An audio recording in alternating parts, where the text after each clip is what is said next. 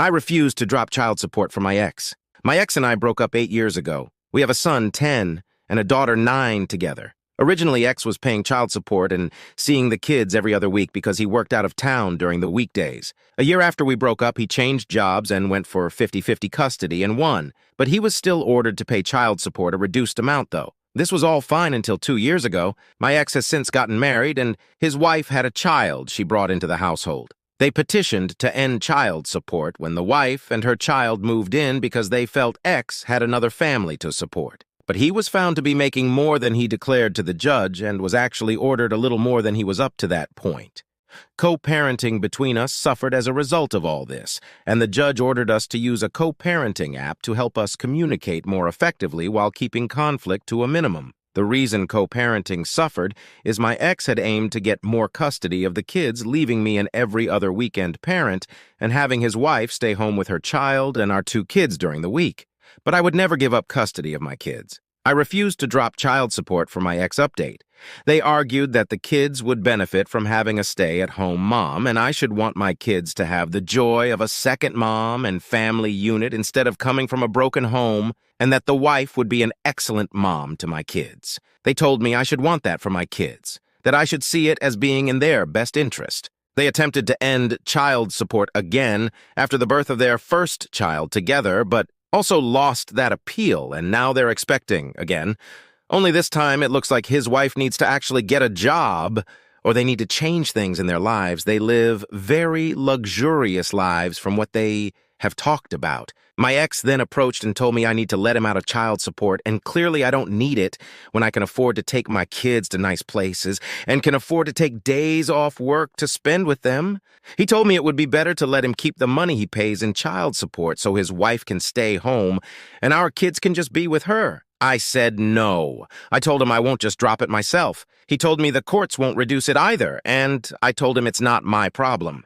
This interaction happened at the school when we both went for a meeting. Our kids were not present. When I was leaving, he called me selfish and accused me of not putting the kids first. Then I saw his wife yesterday, and she came over to me to berate me for not dropping the child support and said I was interfering in their family life. Am I the a-hole? I told my sister-in-law I won't change my 4-month-old daughter's name for her. I gave birth to my daughter Ember 4 months ago. My husband and I both loved her name, and that's how it was chosen. We announced the day she was born, and nobody said anything negative or gave a reason for us not to use it then. I say this because 3 days ago my sister-in-law, who is married to my brother, sat me down and asked me to change the name because it's the name of her stillborn daughter she had with her ex-husband 7 years ago. She told me she tried to keep it quiet, but she couldn't let me keep calling my daughter Ember because it's such a painful reminder for her. She told me she really feels like we should change her name. I gently told sister-in-law that my daughter was 4 months old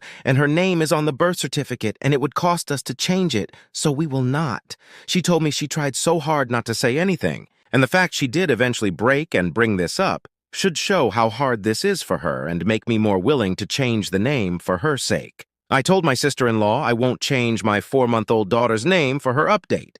I told my husband about it afterward, and he felt the same way I did. He told me it seemed like a weak excuse to wait 4, almost 5 months to tell us when she had the chance long before this. My brother found out about the conversation with his wife, and he reached out and told me she mentioned it to him 2 months ago and that she was battling with asking us to change the name since. But he understands why I said no and supports the decision. Yesterday, she reached out to me again and asked me if we had decided on a new name yet, and I told her my answer is still no, and she asked why, and I told her she waited 4 months to tell us. She became very angry very quickly and told me if she had lost my niece, my response would be different, and I should see this as her losing my niece because she would have been if she were alive. She also told me my daughter is going to grow up always hearing about the cousin I gave her the same name as, and that I should reconsider before burdening my daughter with that. She told me a good person with good morals would. I should also mention, I knew she had suffered a pregnancy loss, but it was implied she had a pregnancy fail far earlier, and not a stillborn child. I never knew the name or even the gender, and I never ever heard her use a name for her daughter. MITA? I told my secretly pregnant roommate she has 1 month to pack up and leave. I 30F have been living with my best friend 30F since 2020. She just told me she's pregnant and due in a week. I can't believe it.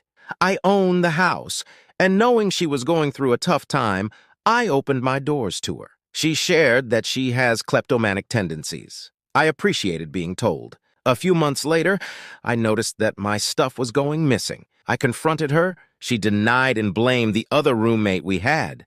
The third roommate left and stuff continued to go missing. After a trip to another country, she announced that she was pregnant. The announcement came just as I had a termination. I wanted to be happy for her, but the trauma and grief of my own situation kept me from being the friend that she needed me to be. As a gesture of kindness, I offered her the spare bedroom to host her baby rent-free. My bestie's baby is born, and it's a personal hell for me. Every time her baby cried, it haunted me and reminded me of my own decisions. We had spoken about her moving out, and she said around the time her baby turned 1, she would leave. I figured part of it was postpartum, but my bestie stayed in her bedroom with the baby for about 8 months. I confronted her about this. That's when she drops that CPS is involved because the house is disgusting and smells like cats. I lost it, had a full nervous breakdown while cleaning the house. A few months go by. My stuff is still going missing and money as well. No update from CPS. She is on the social housing list at this point, still in her bedroom with the baby. I'm getting ready to confront her again about being in the room all the time when she drops a last-minute trip out of country. She informed me once she got back from her trip that CPS threatened to take her baby because the house has not improved. At this point, I'm wary. There hasn't been any written evidence of CPS being involved. I called them directly to see if I had any rights to be informed. CPS stated that they could not share anything due to confidentiality. I had a firm talk with my bestie. If CPS is telling her that it is an unfit environment for a child, then she needs to leave. I told my secretly pregnant roommate she has 1 month to pack up and leave update. She assured me that it would be fine until social housing finds her a new place to live. She just told me that she's now 4 days shy of her child being born. Shy of a full year, I've been silently tormented by living with a baby. My stuff and money still missing. I can feel myself at the end of my rope. We get into an argument about the garbage and the dishes. I tell her the simplest solution is for you to leave. She says, "Is this really worth losing our friendship over?" I explain that I need to have the physical space around me to heal and be by myself. The conversation simmers down. I direct my attention to the baby daddy who is staying for 3 weeks with us and ask him to address a comment he made about a newborn. She looks at him, then looks at me. She stands and lifts her shirt, showing a very pregnant belly. "I'm due next week." I cried and gave her the reaction a friend would want. Genuinely, I felt joy for her. Then it hit me. There's going to be another baby in the house. I'm mentally not strong enough for that again. She also hid the entire pregnancy from me while living together. She said she couldn't tell me because every time we had a moment to talk, it ended up being about my grief. I sat her down yesterday with our tenancy agreement. I emphasized that we are on month to month and I will not be renewing the agreement. She looked at me with a blank reaction and agreed. No tears, no asking why, just acceptance. Even though I finally had evidence that someone else is taking my stuff, I didn't confront her about it. At this point, I'm willing to take the loss.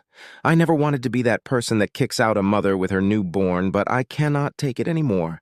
In trying to preserve me sanity, am I in the wrong or is it fair game? I refuse to attend family events on my wife's side unless she stands up for herself. My wife, 35F, and I, 36M, have been married for 4 years and have 2 kids. My wife's parents divorced when she was a teenager, and both her mom and dad have since remarried. There's a lot of competition between her mom, dad, and stepmom in terms of family time. Everything has to be equal, meaning if we spend an afternoon with her mom, then we have to do the same thing with her dad and stepmom.